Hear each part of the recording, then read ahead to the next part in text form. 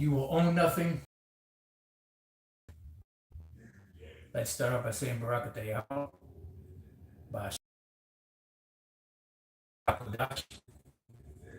Welcome to another live lesson. You heard the title of this one. And pretty much this is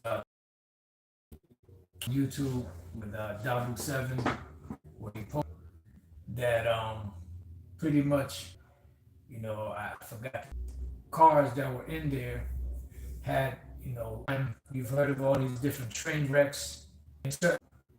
And what's happening is, when you go to order, is bring train derailments and pretty much collapse the economy, collapse even their own businesses, able to withstand it,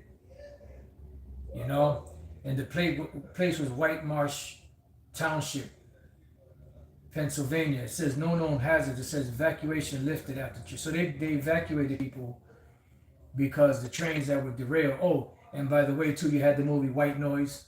I believe it was called White Noise. And pretty much, that was a train derailment that happened in so-called East Palestine, which they actually had something like that happen to it. And it was a CSX train. It was a 40-car train, 15-car derailment or derailed. And it says 5 cars contain urea, a liquid fertilizer. Another car contained tetrachloroethylene, a degreaser chemical used in dry cleaning, which EPA says is a carcinogen. All right, so pretty much, I'm not sure where I heard this at. I've heard it before, but there's so much stuff coming out, you forget. But pretty much what they're doing, because I found the actual law from the United States Department of Justice, where they can forfeit lands, that are deemed to be contaminated, and then they can sell them off to the, the next person, and the person can buy it, based off of the agreement that they will clean up the hazard. Now, I'm under the belief that they're doing this because they're buying up these different lands to set up these 15-minute cities. Now, Elon Musk just bought, I'm not sure what date it was, he just bought 3,500 acres of land in Texas. And Kill Bates, he's been buying up all type of farmlands, throughout. So all of these train derailments and places that are labeled hazardous, are going to be used to pretty much take away everybody's rights, and everybody's stuff, because, they're pushing forward hard on their so-called New World Order. Now, I want to read this precept real quick before I actually read some of the documentation or the law in the Department of Justice, that pertains to forfeiture. And forfeiture basically means that they come and seize your property from you. All right, meaning they take your stuff. Micah 2:1 says, woe to them that devise iniquity, because that's what it is. It's iniquity, and they're doing it because they're wicked. They're wicked upon their beds. When the morning is light, they practice it because it is in the power of their hand. They have the earth is given into the hand of the wicked. Is the point. And they fields. What are fields? These are lands. They covet fields and take them by violence, because once this law is enacted, it's already enacted. Not when it's enacted, it's already enacted. Once a territory is deemed to be toxic or contaminated, then the law will be enforced. And once the law is enforced, then they bring in their police state, or whatever case it may be, whatever they use, whether they use FEMA, whether they use, the regular police or whatever. They'll come in there and take that place by violence, because they're pretty much saying they're justified by law. So they covet fields and take them by violence, and houses and take them away. So they oppress a man in his house, even a man in his heritage. Because the old WEF slogan, you will own nothing and yet be happy. So in my title, I have you will own nothing because they will take it away from you. So the law I'm speaking about in the Department of Justice, which I tried to find out like what type of law this is. Is it civil? Is it criminal? Is it federal? And I really couldn't find too much on it. I don't know if because I know the Apostle Tahar is very good with law terms and the different laws out there. And if the Apostle knows, if he wouldn't mind putting in the comment board, once the video's up, what type of law this is. Like I said, it's from the Department of Justice, and the whole body of the law is, I'll just give it to you right now, 9-111.000, which is forfeiture seizure from the United States Department of Justice. Now, the part that I want to go to is 9-111.400, because this is the main part. I mean, all of this, you have a lot of different parts in there, but the one that I want to go to is the one that says contaminated real property policy. It says it is the policy of the Department of Justice that real property that is contaminated or potentially contaminated with hazardous substances may, in the exercise of discretion, be subject to forfeiture only by determination by the U.S. Attorney.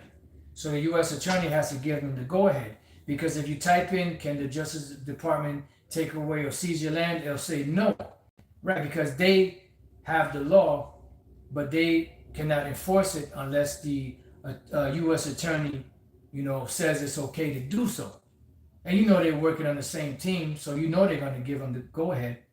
It says, in the district where the property is located, right? In the case of, wherever it is located, with all these different train derailments and different contaminations going on, right? It says, in consultation with the seizing agency of the USMS. Now, yesterday, I had all these tabs for these different places or these different agencies and what they meant. So just bear with me because I have to kind of get them as we go. The USMC is the U.S. Marshal Service, if that's correct. I believe it's a U.S. Marshal Service. All right. So in conjunction with them, right, it says that such action is fiscally sound or necessary to advance a law enforcement purpose. See, law enforcement. And what does this lead to? Well, it leads to the scripture in Isaiah chapter 10, which we use all the time. And it also goes with Revelation 13, where it speaks about, and he spake as a dragon. So Isaiah chapter 10 and 1, woe unto them that decree unrighteous decrees, which are unrighteous laws, and that write grievances which they have prescribed, because they have pre-written these laws. So now they have to come up with an excuse, with a situation in order to enforce the law. Because the law cannot be enforced unless there is an action to enforce the law. And in this case, is the derailments and the contamination of these lands to be able to push that legislation. It says to turn aside the needy from judgment and to take away the right from the poor of my people, that widows may be their prey and that they may rob the fatherless. Right. So let's. I don't know if you brother stops fresh. Let's see. Fresh. Let's see. The article, and it said the property was labeled and also under the USMS, which is the United States Marshal Services, I believe it was, that such action is fiscally sound or necessary to advance law enforcement purposes. If the U.S., because they have, if you're going to have a law, you can't enact that law unless there's, in this case, train derailments and contamination. So it says, if the attorney chooses me, if I'm not mistaken on that, it says provision must be made and keep in mind, I'm not an expert in Esau's law. I'm just reporting on some things that I think pertain to this man's agenda for the future, which is to seize everybody's property, to build these 15-minute cities, to have everyone micro C hip. So everything, all the stage is all being prepared. Provision must be made for review by a supervisor. If the as part of the consultation with seasoned agency in the USM. I tell you, Satan is busy, boy. It says, Satan jumping everything. It says, due consideration must be given to the disposal alternatives, which I'm not sure what the AFF is. Like I said, I had all of these. AFF, just bear with me 1 second, because, all right, here we go. Automated, nope, that's not it. That's not it. Nope, that's not it.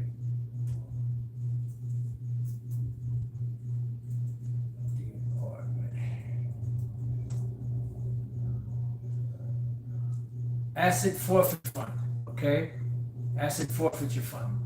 So all of you see how they got all these different agencies and enforcement groups and everything working in conjunction. That's the secret council of the wicked, and these are their enforcers. Remember, it said they shall be as madmen, sparing none. So going back to the law. Furthermore, such real property that is forfeited will only be transferred or sold with notice of the potential or actual contamination. Notice must be based on information that is available on the basis of a complete search of agency files. This notice will be included in the contract of sale and the deed. This policy is applicable regardless of the type or source of the hazardous substance. In this case, we're talking about that stuff that they use in cleaners, that's carcinogen. This policy is applicable to all cases referred to the Department of Justice by any agency of the United States.